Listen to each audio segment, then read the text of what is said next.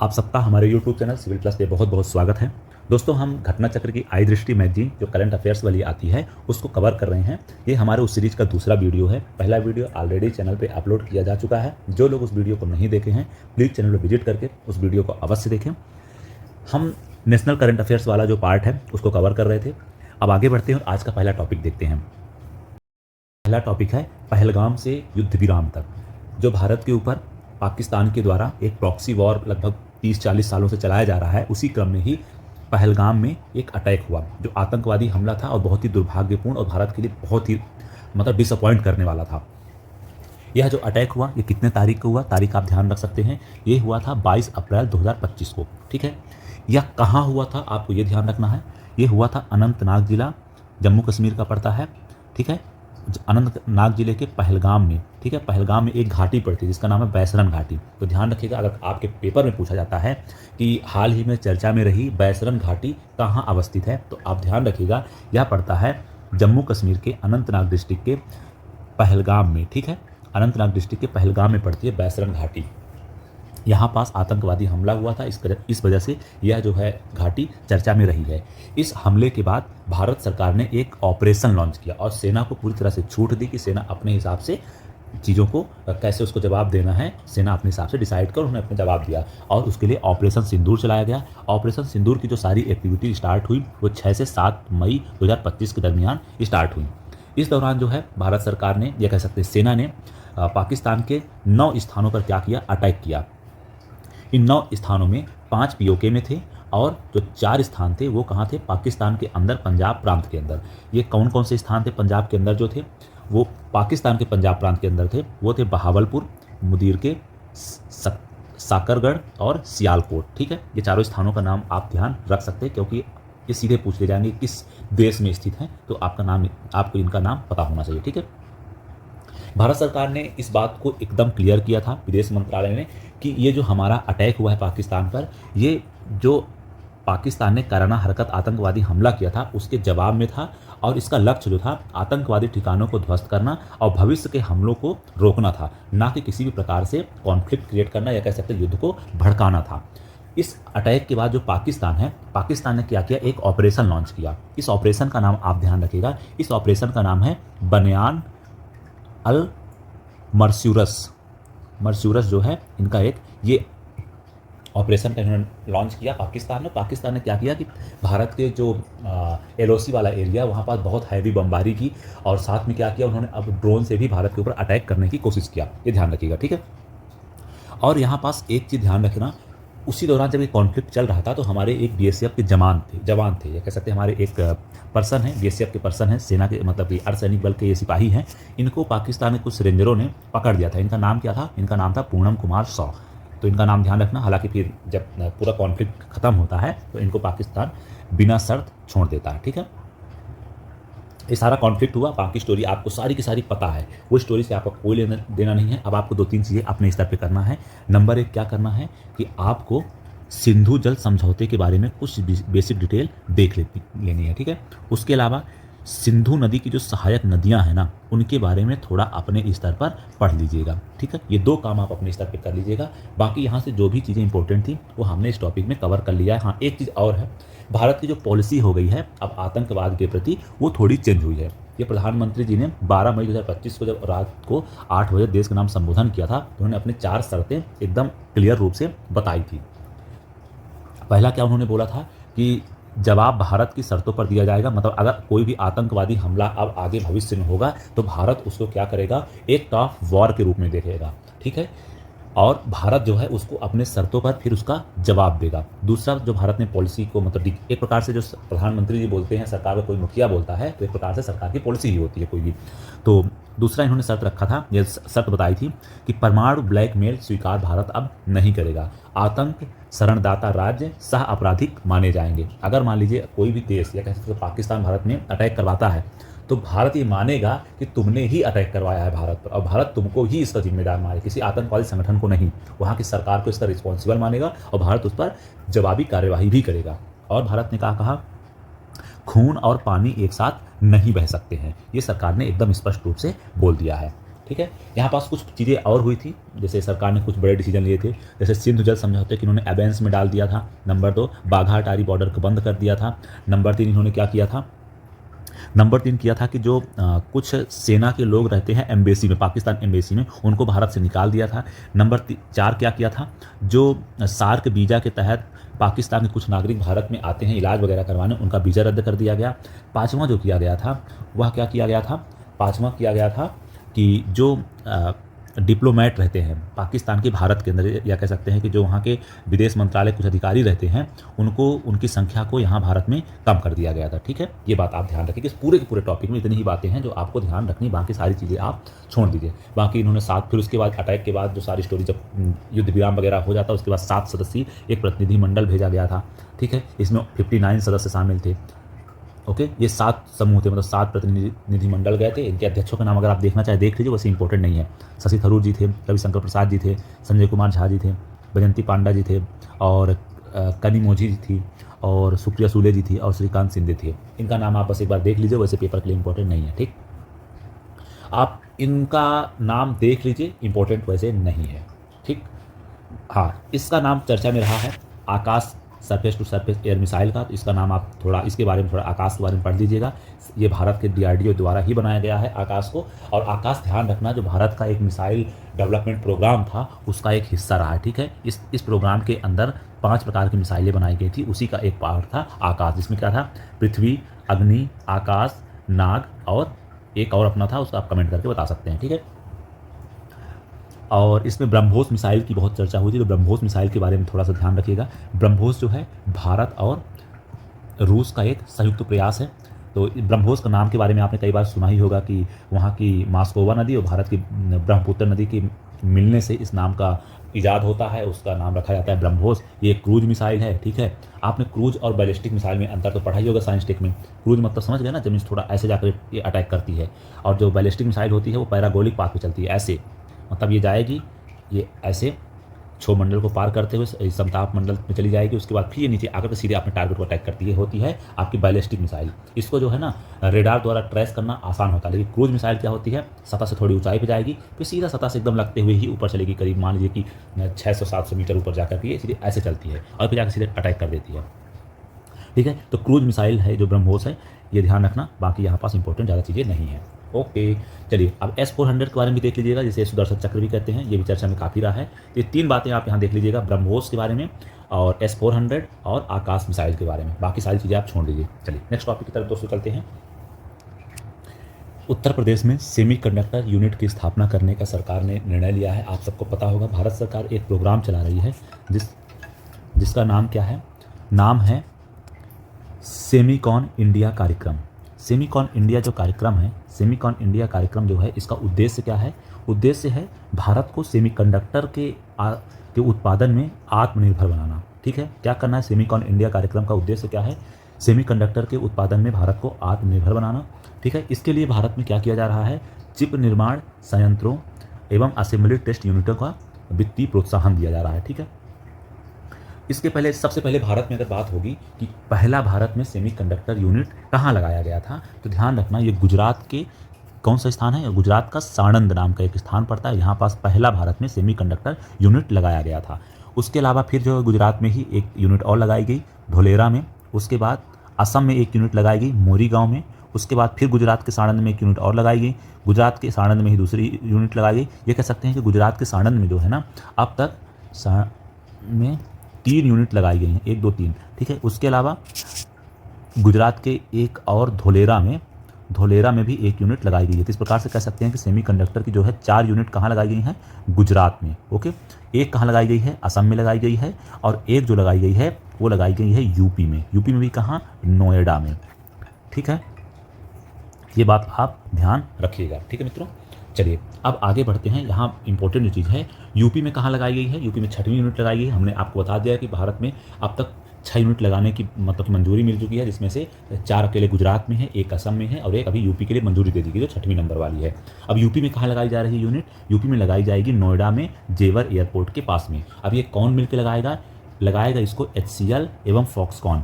HCL जो company है वो भारत की है और फॉक्सकॉन कहाँ कंपनी है, ताइवान की कंपनी है। इलेक्ट्रॉनिक और टेक्नोलॉजी के क्षेत्र में कार्य करने वाली दोनों कंपनियां, ये बात तो आपको पता ही होगा क्योंकि HCL का लैपटॉप वगैरह भी आता है, आप ही जानते होंगे। ओके दोस्तों, चलिए ये कुछ डिटेल दी गई है कि भारत में पहली बार 3 नैनोमीटर तकनीकी पर चिप डिज़ाइन का कार्य करेंगे। इसके लिए 2 यूनिट जो हैं या डिज़ाइन केंद्र बनाए गए हैं, वो कहाँ बनाए गए हैं, नोएडा और बेंगलुरु में। यह देश के लिए एक तकनीकी छलांग है। हम पहले जो है मतलब भारत जो है 7 नैनोमीटर व 5 नैनोमीटर की जो चिप है बनाया करता था, लेकिन अब भारत जो है 3 नैनोमीटर की चिप बनाने पर कार्य करने जा रहा है। ठीक, सुरक्षा योजना के 10 वर्ष पूर्ण कर लिए गए हैं। आप सबको पता है 2014 में वर्तमान मोदी सरकार सत्ता में आती है। उसके बाद ये क्या करते हैं कि कई सारी योजनाएं लेके आते हैं बीमा पेंशन से रिलेटेड, जो बहुत ही निम्न प्रीमियम के मतलब योगदान पर ये योजनाएं नागरिकों को उपलब्ध करवाई जाती हैं, खासतौर पे जो वरिष्ठ नागरिक हैं और जो निम्न आय वर्ग के, असंगठित वर्ग के हमारे जो भाई बहन हैं उनके लिए। तो इस योजना में योजना के तहत आप देखेंगे तो कई सारी योजनाएँ चालू की जाती हैं। खासतौर पर 3 महत्वाकांक्षी जो योजनाओं को इसमें शामिल कर सकते हैं। प्रधानमंत्री जीवन ज्योति बीमा योजना, उसके अलावा प्रधानमंत्री सुरक्षा बीमा योजना, अटल पेंशन योजना। यहाँ ध्यान ये रखने वाली बात है कि ये योजनाएं जो हैं किस किस क्षेत्र के लिए हैं और इसके लाभार्थी वर्ग कौन हैं। इसमें यह बिल्कुल नहीं पूछा जाएगा आपसे प्रीलिम्स में कि कितने लोग इसमें शामिल हो गए इन योजनाओं में। ये स्मरणीय तथ्य में आप बिल्कुल कट लगा दीजिए। ये आपसे नहीं पूछा जाएगा कितने परिवार शामिल हो गए, कितने नामांकन हो गए, आपको डेटा याद भी नहीं रहेगा और ऐसे सवाल बिल्कुल भी नहीं आते हैं। ठीक है, तो आप इस चीज़ को तो सीधे कट लगा दीजिए।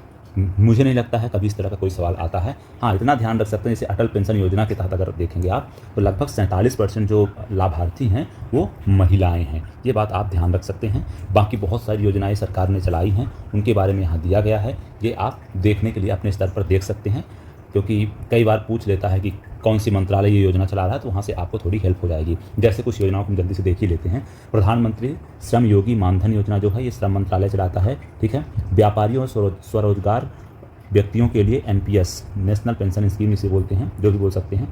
ट्रेडर के लिए श्रम और रोजगार मंत्रालय की योजना है। PM किसान योजना जो है ये किसान कल्याण कृषि एवं किसान कल्याण मंत्रालय की योजना है, या कह सकते हैं कृषि मंत्रालय की योजना है। उसके अलावा जो है प्रधानमंत्री मातृ वंदना योजना जो है ये महिला एवं बाल विकास मंत्रालय की योजना है। प्रधानमंत्री वय वंदना योजना जो है वित्त मंत्रालय के अंतर्गत आती है। अब जैसे मान लीजिए आएगा प्रधानमंत्री वय वंदना योजना, तो कई बार हमारे दिमाग में आ जाएगा अरे यार ये तो जो है ना, ये हो सकता है कि वृद्ध मंत्रालय, वो कह सकते हैं कि अरे कल्याण विकास मंत्रालय के अंतर्गत आएगा, लेकिन नहीं, ये वित्त मंत्रालय के अंतर्गत की योजना है। राष्ट्रीय स्वास्थ्य मिशन जो है स्वास्थ्य परिवार कल्याण मंत्रालय के अंतर्गत आता है। जननी सुरक्षा योजना भी स्वास्थ्य परिवार कल्याण मंत्रालय के अंतर्गत आएगा। राष्ट्रीय सामाजिक सहायता कार्यक्रम जो है 1995 में स्टार्ट हुआ था, जो है ग्रामीण विकास मंत्रालय। हाँ, इनका सन भी अगर आप चाहें तो याद रख सकते हैं। जैसे जननी सुरक्षा योजना जो है 2005 में स्टार्ट हुई थी। नेशनल हेल्थ मिशन जो है 2013 में स्टार्ट हुआ था, और जो है आपका राष्ट्रीय सामाजिक सहायता कार्यक्रम जो है 1995 में हुआ था। इनके कुछ के आप ईयर भी ध्यान रख सकते हैं। अब सबसे पहले देख लेते हैं प्रधानमंत्री जीवन ज्योति बीमा योजना के बारे में। ये दोस्तों जो योजना है ये एक प्रकार की बीमा योजना है। किसी भी कारण से अगर आपकी मृत्यु हो जाती है तो क्या होगा, आपके परिवार को जो है एक प्रकार से कुछ पैसे कंपनसेट किए जाएंगे, कह सकते हैं। मृत्यु हो जाने पर बीमा कवर प्रदान करती है। ये कितने वर्ष से कितने वर्ष के लोगों के लिए है? 18 वर्ष से जो 50 वर्ष के हमारे नागरिक हैं उनके लिए बीमा उपलब्ध करवाई जाती है। 18 वर्ष से 50 वर्ष की आयु समूह के सभी ग्राहकों को 2 लाख रुपए तक का एक वार्षिक टर्म जीवन कवर प्रोवाइड करवाता है। इसके लिए ग्राहकों को, या कह सकते हैं जो नागरिक हैं, उनको क्या करना पड़ता है, 436 रुपये का एक प्रीमियम जमा करना पड़ता है। ठीक है, वो प्रीमियम को किसके माध्यम से जमा कर सकते हैं? बैंक के माध्यम से, डाकघर के माध्यम से, या स्वतः ही अपने ऑनलाइन अकाउंट से भी इसको आप डिडक्ट करवा सकते हैं। ठीक है, तो ध्यान रखिए कि इसके जो लाभार्थी हैं उनको जो है उनकी जो एज है वो 18 से 50 वर्ष है। ठीक है, इसमें लाभ क्या होता है, आपको 1 वर्ष का जीवन बीमा कवर मिलता है, जिसके तहत अगर आपकी दुर्घटना हो या मृत्यु हो जाती है तो उस कंडीशन में 2 लाख रुपए तक की आपके परिवार को सहायता पहुंचाई जाएगी। ठीक है, इसके लिए 436 रुपये प्रीमियम देना पड़ता है एनुअली। प्रधानमंत्री सुरक्षा बीमा योजना जो है ये भी एक दुर्घटना बीमा है। ठीक है, इसके अंतर्गत क्या होता है, व्यक्ति की मृत्यु अथवा दोनों आँखों की पूर्ण और अपूर्णीय क्षति या पैरों के उपयोग की हानि या एक आँख की दृष्टि की हानि होने पर आपको 2 लाख रुपए तक का बीमा कवर दिया जाता है। ठीक है, अगर व्यक्ति की एक आंख की दृष्टि चली जाती है पूर्ण रूप से, या अपूर्णीय क्षति हो जाती है, एक हाथ या एक पैर उपयोग नहीं कर पाते हैं, तो उस स्थिति में जो दुर्घटनाग्रस्त व्यक्ति होंगे उनको 1 लाख रुपए दिया जाएगा। यह जो योजना है इसका लाभ जो है 18 से 70 वर्ष की आयु के व्यक्तियों को दिया जाएगा। कहने का मतलब यह है कि 1800 से लेकर के 1800 क्यों बोल रहा हूँ भाई, क्या हो रहा है, 18 साल से लेकर के 70 साल के जो व्यक्ति हैं उनको इस योजना का लाभ प्रोवाइड करवाया जाएगा। ठीक है, इसके लिए जो है व्यक्ति को 20 रुपये प्रीमियम देना पड़ता है प्रति वर्ष। ठीक है, ये बात आप ध्यान रखिएगा। नेक्स्ट देख लेते हैं अटल पेंशन योजना।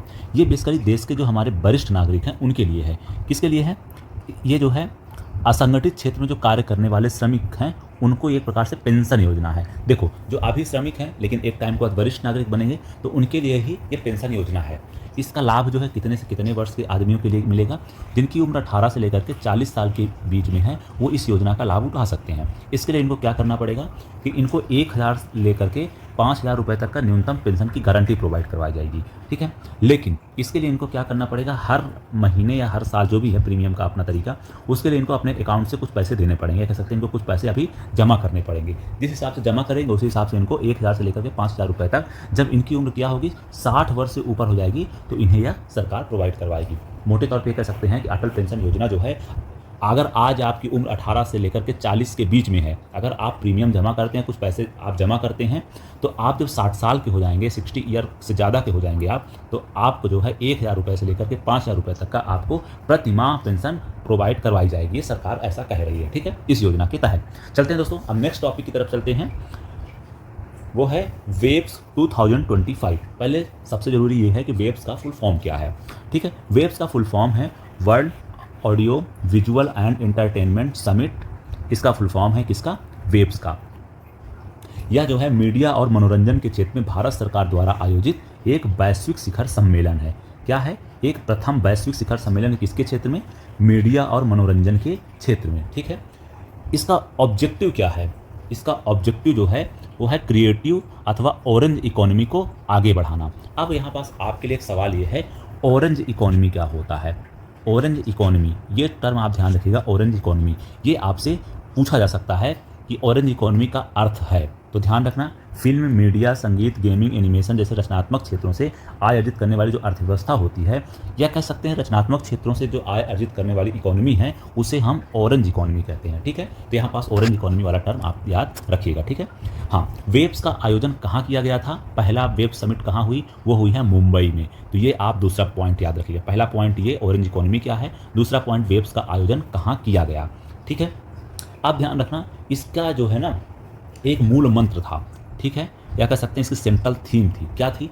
वो थी कनेक्टिंग क्रिएटर, कनेक्टिंग कंट्रीज। रचनाकारों को जोड़ना, देशों को जोड़ना, इसका मूल मंत्र यह था। तो हो सकता है आपसे इसी के बारे में पूछ लिया जाए, तो ये आपको इस पूरे टॉपिक में जो है ये तीसरा पॉइंट ध्यान रखना है। ठीक है, अब हम चौथे पॉइंट की बात करते हैं कि जो वेब्स का आयोजन किया था, वेब्स सम्मेलन का आयोजन किया था, किसने किया था? भारत सरकार का सूचना प्रसारण मंत्रालय एवं महाराष्ट्र सरकार के सहयोग से यह वेब्स का आयोजन किया गया था। ठीक है, IT मिनिस्ट्री जो है उसके अलावा महाराष्ट्र सरकार ने इसका आयोजन करवाया था। ओके दोस्तों, चलिए, इस सम्मेलन के तहत ग्लोबल मीडिया डायलॉग 2025 का आयोजन किया गया। अगर आपसे सवाल पूछा जाता है ग्लोबल मीडिया डायलॉग 2025 का आयोजन कहाँ करवाया गया, तो आप ये भी ध्यान रखिएगा, इसका आयोजन करवाया गया था कहाँ? मुंबई में। ओके दोस्तों, ठीक है, चलते हैं अब नेक्स्ट टॉपिक की तरफ। इसमें मेरे ख्याल से सारी चीज़ें हो गई हैं। हाँ, एक चीज़ और ध्यान रख सकते हैं, इंडो ब्रिटिश फिल्म सहयोग की नींव यहाँ से रखते हुए सरकार ने क्या किया है? देवी चौधुरानी नामक फिल्म को भारत की पहली भारत यूके आधिकारिक सह निर्मित फिल्म घोषित किया। तो यहाँ ध्यान रखने वाली ये बात है, यहाँ पर देवी चौधुरानी नामक फिल्म को भारत यूके की एक आधिकारिक सह निर्मित फिल्म के रूप में घोषित किया गया है। तो ये आप यहाँ इंपॉर्टेंट चीज़ें ध्यान में जरूर रखें। ठीक, अब देखो इस टॉपिक में ये सारी जो चीज़ें थी हमने बता दिया है। देखो टॉपिक को बहुत लंबा हम नहीं खींचेंगे, जो इंपॉर्टेंट चीज़ें हैं हम उन्हीं पर फोकस करेंगे। चलिए अब नेक्स्ट टॉपिक की तरफ चलते हैं, नई शिक्षा नीति और त्रिभाषा सूत्र विवाद। आपको पता होगा अभी कुछ राज्यों को लेकर त्रिभाषा जो फॉर्मूला है उसके तहत जो है ना बहुत विवाद चल रहा है। तो यहाँ हमको विवाद, देखो मेंस का टॉपिक है ये, विवाद वाले में प्लस माइनस जो है मतलब सकारात्मक पक्ष नकारात्मक पक्ष वाली चीज़ें देखना। यहाँ हमें प्रीलिम्स के पॉइंट ऑफ व्यू से क्या इंपॉर्टेंट है वो देख लेते हैं। ठीक है, तो अब बाकी देखो स्टोरी आपने अगर नहीं पता है तो मैं समरी के रूप में बता देता हूँ कि आखिर विवाद उस समय क्या था। देखो तमिलनाडु सरकार जो है, बेसिकली बता देता हूँ आपको जल्दी से समरी के रूप में। तमिलनाडु जो सरकार है वो क्या कहती है कि हम नई शिक्षा नीति के तहत जो है क्या करेंगे कि हम त्रिभाषा फार्मूला स्वीकार नहीं करेंगे, बल्कि हम द्विभाषा फार्मूला स्वीकार करेंगे। ये द्विभाषा फार्मूला में क्या होता है, इसमें ये कहते हैं कि हम एक भाषा के रूप में अंग्रेजी को पढ़ाएंगे और दूसरी भाषा के रूप में जो है हम वो अपनी रीजनल लैंग्वेज को पढ़ाएंगे, मतलब जैसे तमिल है, ठीक है। जबकि त्रिभाषा फार्मूला कहता है, त्रिभाषा फार्मूला ये कहता है कि आप एक इंग्लिश पढ़ाइए, दूसरी क्या करिए, एक अपने रीजनल लैंग्वेज पढ़ाइए, और तीसरी जो है एक और रीजनल लैंग्वेज कोई पढ़ाइए, जैसे हिंदी हो गई, या हो सकता है आप मराठी पढ़ाइए, हो सकता है आप संस्कृत पढ़ाइए, कोई भी एक मतलब तीसरी भाषा आप पढ़वाइए। जबकि तमिलनाडु सिर्फ अंग्रेजी और अपनी तमिल को स्वीकार करता है। इसी चीज़ को लेकर पूरा विवाद छिड़ा। जबकि हमारी जो केंद्र सरकार है, केंद्र सरकार के जो मंत्री थे जिनका नाम है धर्मेंद्र प्रधान जी, शिक्षा मंत्री हमारे हैं, इन्होंने कहा कि भाई ऐसा है, तमिलनाडु के जो पीएम श्री योजना के तहत और जो समग्र शिक्षा अभियान का जो पैसा है तभी जारी करेंगे जब ये त्रिभाषा फार्मूला को लागू करेंगे, ठीक है। तो ये हमारे केंद्र सरकार का स्टैंड था। इसी चीज़ को लेकर के दोनों सरकारों के बीच में टकराहट हुआ और ये मुद्दा बिल्कुल चर्चा में आ गया। रिसेंटली महाराष्ट्र में कुछ विवाद हुआ था, तो महाराष्ट्र सरकार ने उस बिल को वापस ही ले लिया, ठीक है।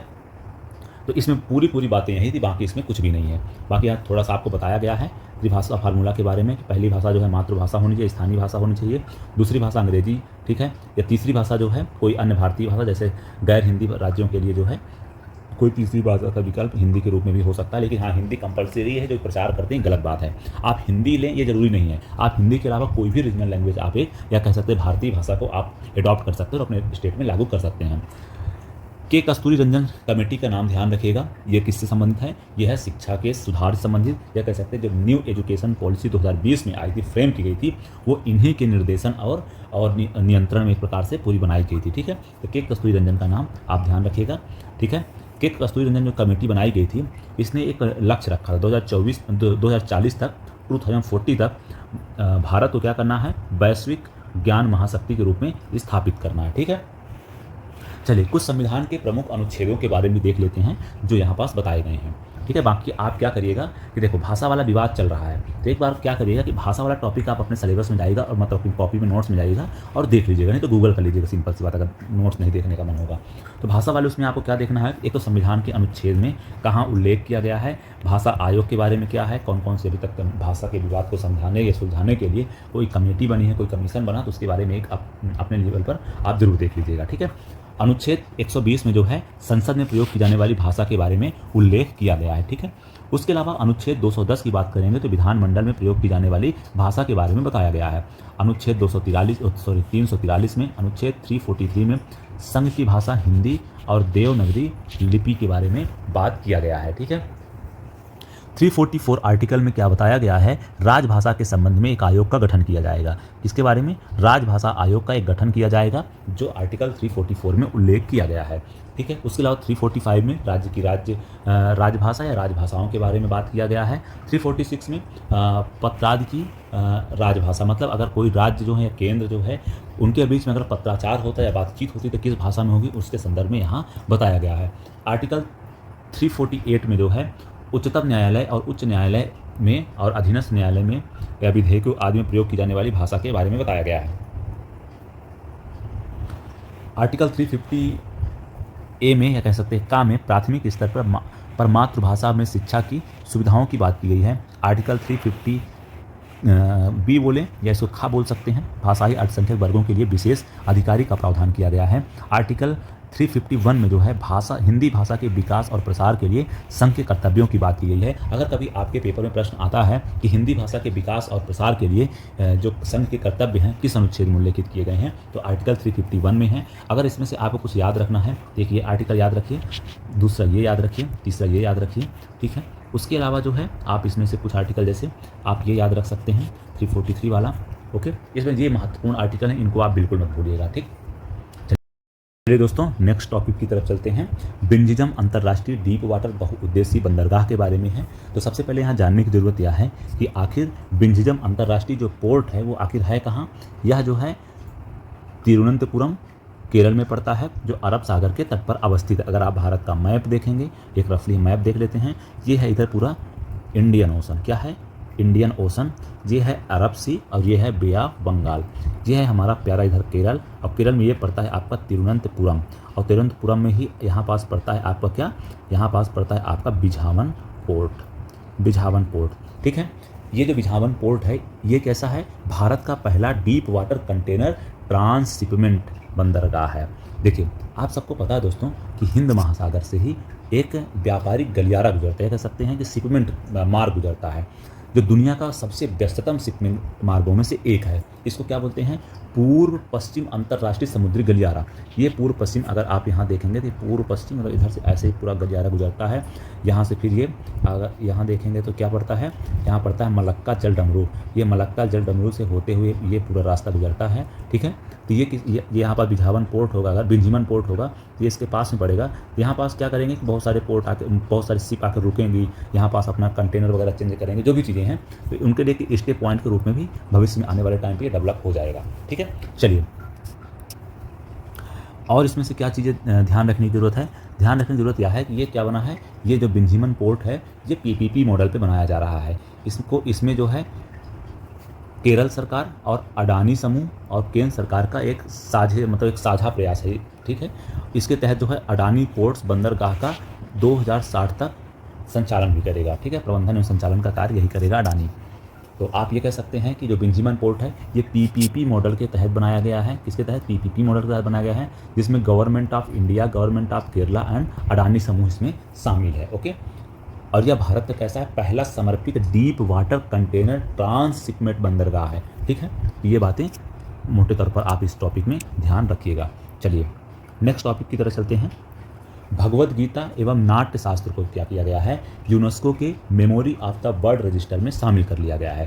तो यहाँ पास सबसे पहले जानने की ज़रूरत है कि आखिर मेमोरी ऑफ द वर्ल्ड कार्यक्रम है क्या, या रजिस्टर है क्या? दोस्तों 1992 में यूनेस्को द्वारा क्या किया जाता है? मेमोरी ऑफ द वर्ल्ड कार्यक्रम प्रारंभ किया जाता है। इसका उद्देश्य क्या रहता है? विश्व भर में मूल्यवान पुरालेखों और पुस्तकालय संग्रहों का संरक्षण करना और उनके व्यापक प्रसार को सुनिश्चित करना, ठीक है। क्या उद्देश्य रहता है? जो वैल्यूएबल जो हमारे हैं आर्काइव होल्डिंग है उनको क्या करना है? प्रिजर्व करना है, या लाइब्रेरी कलेक्शन वगैरह है उनको प्रिजर्व करने का संरक्षण करना है, और उनका क्या करना है? उनका प्रचार प्रसार के लिए भी लगातार प्रयास भी करने हैं, ठीक है। तो memory of the world register के अंतर्गत जो है श्रीमद् भगवद गीता और भरत मुनि का नाट्य शास्त्र को शामिल कर लिया गया है, ठीक है। इस प्रकार से जो है अगर आप देखेंगे तो भारत में जो टोटल इसमें एंट्रीज हो गई हैं memory of the world register में, वो टोटल नंबर आप कितनी हो गई हैं? 11 हो गई हैं भारत की तरफ से, ठीक है। अब आप क्या करिएगा, अपने स्तर पर इनको एक बार सभी के 11 के नाम आप गूगल करके अवश्य देख लीजिएगा, ठीक है। हमारा यहाँ पास बताने से ज़्यादा कुछ लाभ आपको नहीं हो, कुछ थोड़ी बहुत आप खुद मेहनत करिए। देखो यहाँ सवाल नहीं आएगा, लेकिन मान लो कभी ऐसा आ जाए तो आप उसके लिए तैयार रहिए, इसलिए इसको एक बार आप देख लीजिएगा, ठीक है। चलिए नेक्स्ट टॉपिक की तरफ चलते हैं। नहीं, नेक्स्ट टॉपिक नहीं जाएंगे अभी कुछ चीज़ें और भी हैं। अब थोड़ी सी कुछ महत्वपूर्ण बातें जान लेते हैं कि चाहे हम भगवद गीता की बात करें या नाट्य शास्त्र की बात करें, ये दोनों जो पांडुलिपियाँ हैं, या कह सकते हैं दोनों जो किताबें हैं या पुस्तकें हैं, ये जो हैं संस्कृत भाषा में लिखी गई हैं। और आप सबको पता है जो संस्कृत है वो भारत की प्राचीन शास्त्रीय भाषा है, ओके। अब श्रीमद् भगवद गीता के बारे में कुछ बहुत महत्वपूर्ण बातों को देख लेते हैं। यह एक क्या है? भारत का जो है एक प्राचीन, एक दार्शनिक धार्मिक ग्रंथ है। कैसा है? ये एक दार्शनिक एवं धार्मिक ग्रंथ है, जिसमें 700 से ज़्यादा श्लोक हैं और 18 अध्याय हैं। भगवद गीता महाकाव्य महाभारत के छठे खंड भीष्म पर्व के अध्याय के 20 से 40 का हिस्सा है, ठीक है। ये इंपॉर्टेंट नहीं है, बस आप ये ध्यान रखिएगा कि जो भगवद गीता है महाकाव्य के महाभारत का हिस्सा है, ठीक है। और ज़्यादा डीप में गए तो ध्यान रखना छठे खंड भीष्म पर्व का हिस्सा है, ठीक है। यह युद्ध क्षेत्र संवाद है। भगवद गीता क्या है? यह युद्ध क्षेत्र संवाद है, जहाँ अर्जुन और भगवान श्री कृष्ण के मध्य कुरुक्षेत्र युद्ध के पूर्व संवाद होता है, ठीक है। इसकी जो संकलन किया है वो कौन किया है? महर्षि वेद व्यास द्वारा इसका संकलन किया गया है। अब नाट्य शास्त्र के बारे में कुछ बहुत ही महत्वपूर्ण जो बातें बताई गई उसको देख लेते हैं। तो नाट्य शास्त्र के बारे में जब हम बात करते हैं तो इसकी जो रचना किए थे उनका नाम था ऋषि भरत मुनि। भरत मुनि ने नाट्य शास्त्र की बात किया था। नाट्य शास्त्र को भारतीय प्रदर्शन कलाओं पर लिखित प्रथम विस्तृत संगीत ग्रंथ के रूप में याद किया जाता है, ठीक है। तो ध्यान रखिए, कभी ऐसा प्रश्न आए कि नाट्य शास्त्र संबंधित है तो ध्यान रखना भारतीय प्रदर्शन कलाओं जैसे नृत्य नाटक संगीत पर लिखित प्रथम विस्तृत ग्रंथ के रूप में इसको याद किया जाता रहा है, ठीक है। ये इसकी जो रचना हुई थी वो कब हुई थी? 2वीं शताब्दी ईसा पूर्व में इसकी रचना हुई थी, कहीं से कोडिफिकेशन किया गया था, ओके। नाट्य शास्त्र को प्राचीन परंपरा में नाट्य वेद या पंचम वेद भी कहा जाता है। अगर आपके प्रश्न में कभी मतलब प्रश्न पत्र में कभी सवाल आ जाए कि पंचम वेद की संज्ञा किसे दी जाती है, तो उसका नाम क्या है, नाट्य शास्त्र। तो ध्यान रखना, पंचम वेद की संज्ञा दी जाती है नाट्य शास्त्र को। ठीक है, इसमें कुल मिलाकर लगभग 36,000 श्लोकों का ज्ञानकोश है, संकलन है। ठीक है, इसे जो है गंधर्व वेद भी कहते हैं। नाट्य शास्त्र को क्या बोलते हैं, गंधर्व वेद। चलिए दोस्तों, इस टॉपिक में हमने जो सारी महत्वपूर्ण बातें थी उनको कवर कर लिया है। अब चलते हैं अगले टॉपिक की तरफ। महाकुंभ 2025 जो है भारत के इतिहास का एक दिव्य भव्य कुंभ था, जिसका आयोजन कहाँ किया गया, प्रयागराज में किया गया। ठीक है, आप सबको पता है कि जो कुंभ का आयोजन किया जाता है जब अपने ऐतिहासिक काल में बात करते हैं। दोस्तों, नेक्स्ट टॉपिक देखते हैं, महाकुंभ के बारे में है। जैसा कि आप सबको पता है कि इस साल का जो है जनवरी और फरवरी का महीना पूरे देश में या कहें पूरी दुनिया के अगर पूरे आकर्षण का केंद्र रहा है तो वो रहा है प्रयागराज का महाकुंभ क्षेत्र। इस दौरान क्या हुआ था, ये लगभग 45 दिनों का पूरा आयोजन हुआ। ये 13 जनवरी 2025 से लेकर के 26 फरवरी 2025 तक। ठीक है, आप सबको पता है कि जो कुंभ का आयोजन किया जाता है, कुंभ और महाकुंभ की बात करते हैं, ये भारत के 4 स्थानों पर किया जाता है। ठीक है, 4 स्थानों पर किया जाता है। वो स्थानों के बारे में पहले देख लेते हैं। पहला है आपका प्रयागराज, ठीक, दूसरा है आपका उज्जैन, तीसरा है आपका हरिद्वार और चौथा है आपका कौन सा, नासिक। ठीक है, जो कुंभ का आयोजन किया जाता है वो प्रत्येक 6 ईयर में किया जाता है, और जो महाकुंभ का आयोजन है इसका जो पूरा कार्यक्रम होता है वो 12 ईयर में एक बार होता है। ठीक है, ये 2 बातें आप ध्यान रखिएगा। अब यहाँ कुछ बातें और ध्यान रखने की है कि इन चारों स्थानों पर ही क्यों। ऐसी मान्यता है कि जब सागर मंथन हुआ, ठीक, क्या हुआ, सागर मंथन हुआ, तो उस दौरान राक्षस और देवों के बीच में कुछ संग्राम चल रहा था। तो उस दौरान जो है भारत के 4 स्थानों पर अमृत बूंदें गिर गई थी। कौन कौन से, एक प्रयागराज, उज्जैन, हरिद्वार और नासिक में। ठीक है, तो इन्हीं ये जहाँ पास ये बूंदें गिरी उन स्थानों पर इस संगम का आयोजन किया जाता है, या कहें तो वहाँ पास ऐसा कुंभ या महाकुंभ का आयोजन किया जाने की एक परंपरा रही है भारतीय शास्त्रों में या कहें इतिहास में। कुंभ 2025 की अगर आपसे कोई थीम पूछ ले तो क्या रही है, थीम रही है भव्य दिव्य नव्य कुंभ। ये ध्यान रखिएगा, हो सकता है आपकी परीक्षा में कुंभ की थीम पूछ ली जाए, तो ध्यान रखिएगा भव्य दिव्य और नव्य कुंभ की बात हो रही है। ओके, अब देखते हैं कि आखिर जो कुंभ का आयोजन किया जाता है इसका आधार क्या है। देखिए, भारतीय परंपरा और भारतीय मान्यताओं में अगर माने, जब बृहस्पति जो हैं वो किस में प्रवेश करते हैं, जब बृहस्पति मेष राशि चक्र में प्रविष्ट होती हैं तथा सूर्य और चंद्र जो हैं मकर राशि में आ जाते हैं, तब क्या होता है, गंगा यमुना और अदृश्य सरस्वती के स्थल पर प्रयागराज के पवित्र तट पर कुंभ का आयोजन किया जाता है। तो ध्यान रखना, बृहस्पति क्या होते हैं, मेष राशि में आते हैं, और मकर राशि में क्या होते हैं, मतलब चंद्रमा, जो सूर्य और चंद्रमा मकर राशि में आ जाते हैं, तब जो है संगम तट पर कुंभ का आयोजन या महाकुंभ का आयोजन किया जाता है। ठीक है, उसके अलावा 2017 में जो है कुंभ को यूनेस्को की अमूर्त विरासत में शामिल कर दिया गया था। किसमें शामिल किया गया था, यूनेस्को की किया गया था intangible cultural heritage of humanity में इसको मान्यता दी गई थी। एक शब्द चर्चा में रहा, कलाग्राम, या कह सकते हैं कलाग्राम का यहाँ पास आयोजन किया गया। कलाग्राम क्या था, सांस्कृतिक ग्राम स्थापित किया गया जहाँ शिल्प एवं लोक कला प्रदर्शनी, क्षेत्रीय व्यंजन स्टॉल और हस्तशिल्प बाजार के लिए देश की कला संस्कृति को प्रदर्शित किया गया था। कलाग्राम कुछ नहीं है, बेसिकली जो देश की सांस्कृतिक विरासत है उसको प्रदर्शित करने का एक स्थान बनाया गया था कुंभ में, उसी को कलाग्राम नाम दिया गया था। ओके दोस्तों, चलिए नेक्स्ट टॉपिक की तरफ चलते हैं। आंध्र प्रदेश में अनुसूचित जातियों के उपवर्गीकरण को मंजूरी दी गई। देखो, अब किसको वर्गीकरण कर रहे हैं, किसका उपवर्गीकरण कर रहे हैं, ये आपसे मतलब है ही नहीं, ये मुद्दे की बात नहीं है। ठीक, यहाँ मुद्दे की जो बात है वो यह है कि आखिर उपवर्गीकरण होता क्या है।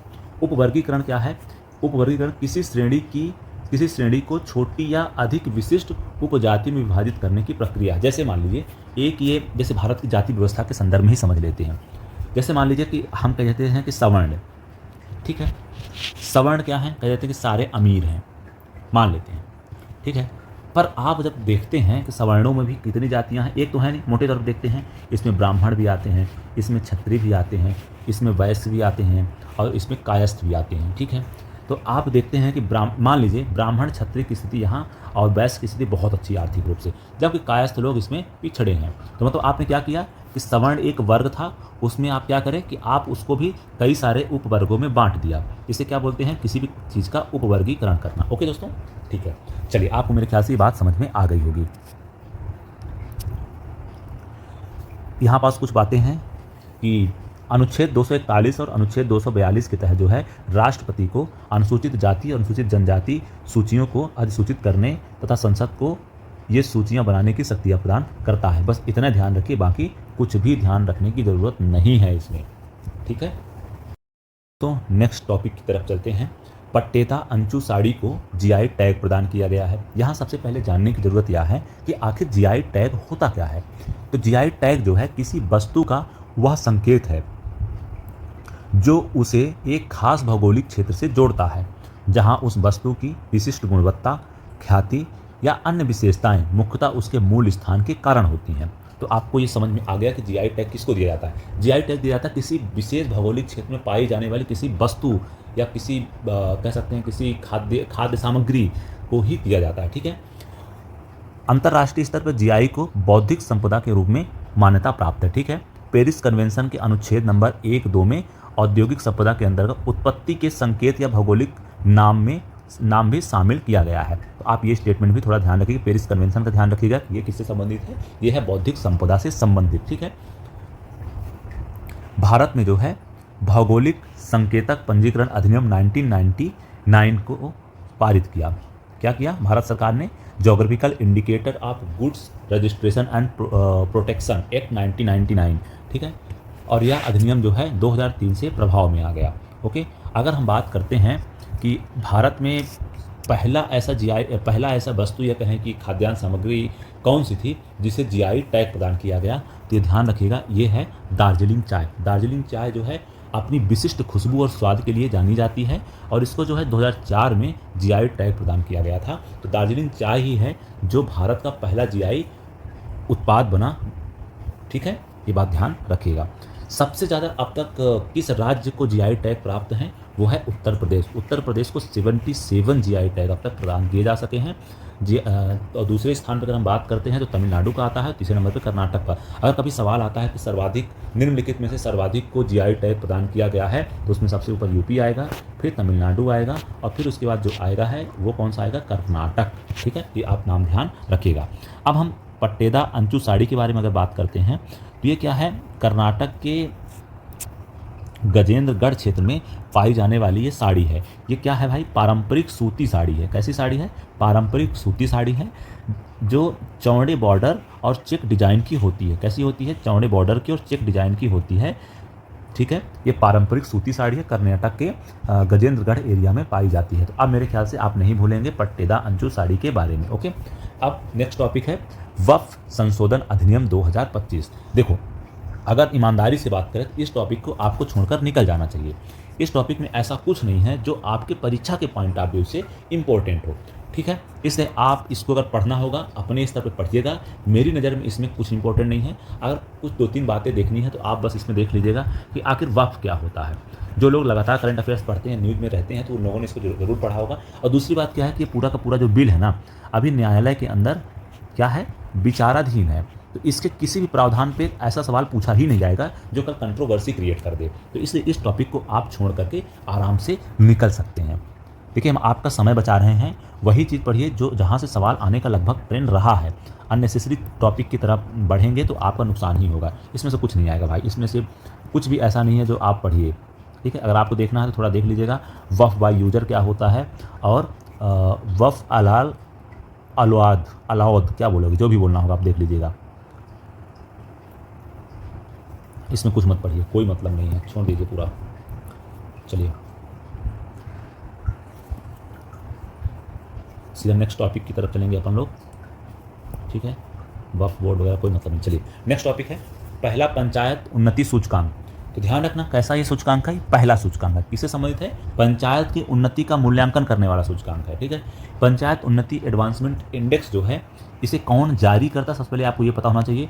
ये इंडेक्स जो पब्लिश करता है, ये पंचायती राज मंत्रालय पब्लिश करता है। उद्देश्य क्या है? उद्देश्य है ग्राम पंचायतों के बीच सतत विकास लक्ष्यों, या कह सकते हैं एसडीजी जो गोल्स हैं, उनकी प्रगति का मूल्यांकन करना। अगर आपसे प्रश्न पूछा जाता है कि जो पंचायत उन्नति सूचकांक है, इसके तहत किसका मापन किया जाता है, तो ध्यान रखिएगा, पंचायतों के बीच में एसडीजी जो लक्ष्य हैं उनकी प्रगति का मूल्यांकन करता है। ठीक है, जिसमें क्या किया जाता है, देश भर की जो ग्राम पंचायतों को एक समग्र विकास के प्रदर्शन की प्रगति का आकलन जो है, उसके संदर्भ में यह डेटा जारी करता है। 9 विषय बताया जा रहा है, लेकिन आपके लिए इंपॉर्टेंट नहीं है। ओके, चलिए आगे इसको देखते हैं। और पहला क्या ध्यान रखना है, पंचायती राज मंत्रालय इसको जारी करता है। इसके 9 विषय हैं, अगर आपको देखना हो देख लीजिए। गरीबी मुक्त बेहतर आजीविका, स्वास्थ्य पंचायत, बाल अनुकूलन पंचायत, जल पर्याप्त पंचायत, स्वच्छ एवं हरित पंचायत, आत्मनिर्भर बुनियादी एवं बुनियादी ढांचा युक्त पंचायत, सामाजिक रूप से न्याय संगत सुरक्षित पंचायत, सुशासन एवं सुशासन युक्त पंचायत, महिला अनुकूल पंचायत। ये सारी बातें इसमें बताई गई हैं, जो आपको याद नहीं करना है। ठीक है, आपको हमने बता जरूर दिया, लेकिन याद नहीं करना है आपको। यहाँ याद जो करना था, पहला इसका क्या है, इस इंडेक्स का उद्देश्य क्या है, ठीक है, वो हमने आपको बता दिया। एसडीजी लक्ष्यों का एक प्रकार से मूल्यांकन करना, और दूसरा था इसको कौन जारी करता है, तो पंचायती राज मंत्रालय करता है। ठीक है, ठीक है, चलिए आगे बातें देखते हैं। इसमें जो है ना 5 कैटेगरी बनाई गई हैं। कौन कौन सी 5 कैटेगरी हैं, वो कौन है? एक तो बिगनर होंगे जिनका 40 से कम स्कोर होगा। दूसरा एस्पेरेंट होंगे जिनका जो स्कोर होगा 40 से 60 के बीच में होगा। परफॉर्मर वो पंचायतें होंगी जिनका स्कोर 60 से 70 के बीच होगा। फ्रंट रनर कौन होगा, जिनका स्कोर है 75 से 90 होगा। और अचीवर जो है ना, जिनका स्कोर 90 प्लस होगा, उनको इसमें रखा जाए। जब हम बात करते हैं कि बेस्ट जो पंचायतें रही हैं वो किस राज्य में परफॉर्म की हैं, तो गुजरात राज्य में सबसे बेहतरीन पंचायतें रहीं जिन्होंने बेहतर प्रदर्शन किया है। उसके बाद महाराष्ट्र, उसके बाद तेलंगाना। यहाँ पास ध्यान देने वाली बात यह है कि कोई भी पंचायत जो है अचीवर श्रेणी में नहीं है, मतलब किसी भी पंचायत का जो स्कोर है वो 90 से 100 अंक के बीच में नहीं है। ठीक है, ये बात आप ध्यान रखिएगा। अगर हम उत्तर प्रदेश की बात करते हैं तो सबसे अच्छा परफॉर्म करने वाली जो पंचायत रही है उसका नाम है धनोहरी। धनोहरी ग्राम पंचायत जो है उत्तर प्रदेश में सबसे बेहतरीन परफॉर्मेंस करने वाली पंचायत रही है, जो कहाँ पड़ती है, ब्लॉक बक्सी का तालाब, लखनऊ में पड़ती है। ठीक है, ये पंचायत। इसके अनुसार, इस रिपोर्ट के अनुसार ये कह सकते हैं कि पंचायत परफॉर्मेंस इंडेक्स के अनुसार तेलंगाना का बर्नपुर ग्राम जो है, ग्राम पंचायत जो है, सबसे बेस्ट प्रदर्शन करने वाली पंचायत भारत के अंदर रही है। चलिए दोस्तों, अब नेक्स्ट टॉपिक की तरफ चलते हैं और देखते हैं इंडिया जस्टिस रिपोर्ट 2025 के बारे में। पहला जो सवाल आपके मन में आना चाहिए कि आखिर इस रिपोर्ट को जारी कौन करता है। इंडिया जस्टिस रिपोर्ट 2025 को जो है, इंडिया जस्टिस रिपोर्ट को पब्लिश करने वाली संस्था का नाम है टाटा ट्रस्ट। टाटा ट्रस्ट जो है ना, कई सारी एजेंसियों की हेल्प से करता है, जैसे centre for social justice, common cause, Commonwealth, human right initiative और टिस प्रयास तथा विधि सेंटर फॉर लीगल पॉलिसी जैसे संगठनों के ये सहयोग से करती है रिपोर्ट पब्लिश। ये रिपोर्ट जो है 2019 से लगातार पब्लिश की जा रही है। ये मुख्य रूप से 4 स्तंभों पर ये पूरी रिपोर्ट टिकी होती है। ये कह सकते हैं इस रिपोर्ट का जो आधार है वो 4 चीज़ें हैं। पहला क्या है, पुलिस, दूसरी न्यायपालिका, तीसरा जेल, और जो है चौथा है कानूनी सहायता। इन्हीं 4 आधारों के बेस पर ये पूरी इंडेक्स निकाला जाता है।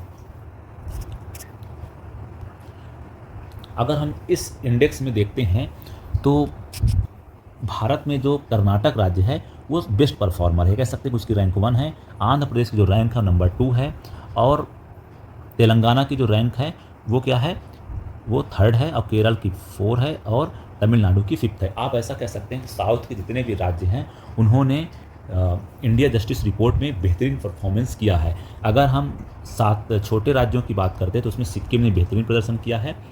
अगर अंतर्राष्ट्रीय मानक को देखते हैं तो जो पुलिस कर्मियों की स्वीकृत संख्या है 1 लाख की जनसंख्या पर, 1 लाख की जनसंख्या पर कितने पुलिसकर्मी होने चाहिए, वो होने चाहिए 197। लेकिन वर्तमान में जो हमारे देश में पुलिसकर्मियों की संख्या है अगर हम देखें तो कितनी है, 155, जबकि अंतर्राष्ट्रीय स्तर क्या है, वो है 197। ठीक है, 1 लाख की आबादी पर। मतलब हमारे भारत में वर्तमान में पुलिस बल की संख्या जो है बहुत कम है, मतलब इंटरनेशनल स्टैंडर्ड से। इंटरनेशनल स्टैंडर्ड कहता है कि 1 लाख की जनसंख्या पर 197 पुलिसकर्मी होने चाहिए, जबकि भारत में हमारे अभी मात्र 155 पुलिसकर्मी हैं 1 लाख की आबादी पर। बिहार राज्य की हालत तो और ज़्यादा ख़राब है। यहाँ ओनली 97 पुलिस पर्सन है 1 लाख की आबादी पर। आजकल आप देख ही रहे होंगे कितनी सारी खबरें आती हैं जहाँ पर क्राइम लगातार वहाँ बढ़ने की ऐसी सूचना मिलती रहती है आए दिन। ठीक है, चलिए दोस्तों अब नेक्स्ट टॉपिक को देखते हैं। नेक्स्ट टॉपिक है आपदा प्रबंधन संशोधन अधिनियम 2025। देखो, मोटे तौर पर इस अधिनियम के बारे में अगर आपसे पूछा जाएगा तो वो मेंस में सवाल आने की संभावना ज़्यादा है, लेकिन हम इसमें अपने काम की चीज़ निकाल लेते हैं। पहली चीज़ क्या है, आपदा प्रबंधन अधिनियम कब पास किया गया था? ये पास किया गया था 2005 में। ठीक है, अभी जो रिसेंटली बदलाव जो किए गए हैं वो कोविड-19 के दौरान जो भारत में परिस्थितियाँ क्रिएट हुई थी उसको ध्यान में रखते हुए इसमें बदलाव किया गया था। और साथ ही साथ में क्या किया गया है कि जलवायु जोखिम बढ़ रहा है और महामारियों का खतरा देखते हुए इसमें जो है संशोधन किया गया है। ठीक, इसके लिए क्या किया गया, संसद में एक बिल लाया गया जिसका नाम था the disaster management amendment bill 2025। ये डेट वैसे पूछी नहीं जाती है, 1 अगस्त में ये लोकसभा में पेश हुआ, उसके बाद जो है ये 12 दिसंबर को लोकसभा द्वारा पारित कर दिया गया, फिर ये 25 मार्च 2025 को जो है राज्यसभा में भेजा गया और इसको 29 मार्च 2025 को राष्ट्रपति द्वारा स्वीकृति मिल गई और ये पूरे देश में 9 अप्रैल को लागू हो गया। लेकिन भाई सच कहूँ तो ये कोई इंपॉर्टेंट नहीं है, ये कोई जानकारी काम की अपने नहीं है।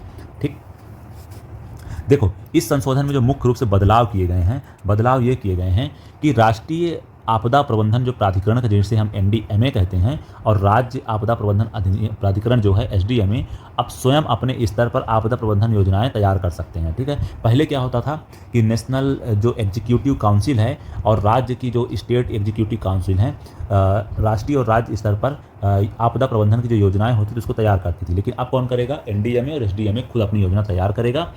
ठीक है, पहले केंद्र सरकार क्या करती थी कि इसी अधिनियम के तहत जो है नियम वगैरह बनाया करती थी, लेकिन अब जो है NDMA को ऐसे अधिकार स्वयं मिल गए हैं। ओके, यहाँ पास कुछ जो महत्वपूर्ण चीज़ें हैं और देख लेते हैं। एक तो जो है आपदा प्रबंधन की जो परिभाषा है, आपदा की परिभाषा उसको थोड़ा सा अपडेट किया गया है।